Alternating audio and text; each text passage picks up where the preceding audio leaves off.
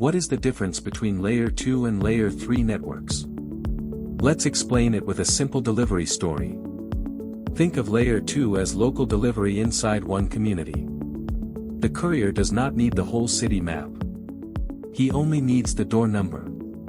In a network, that door number is the MAC address. A Layer 2 switch reads the MAC address and sends data to the right device. Layer 3 is different. It is like sending a package across cities, factories, or remote sites. Now, the courier needs a route. Layer 3 uses IP addresses.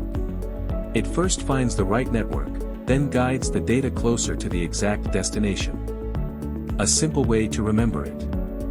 Layer 2 finds the device. Layer 3 finds the path to the network. In a factory, Layer 2 switching is used for nearby devices, such as PLCs, HMIs, I/O modules, drives, and sensors.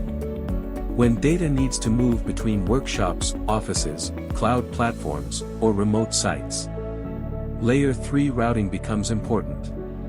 Switches are mainly responsible for local delivery. Routers and Layer 3 switches help traffic move between different networks. So here is the key takeaway. Layer 2 uses MAC addresses to identify devices. Layer 3 uses IP addresses to choose the route.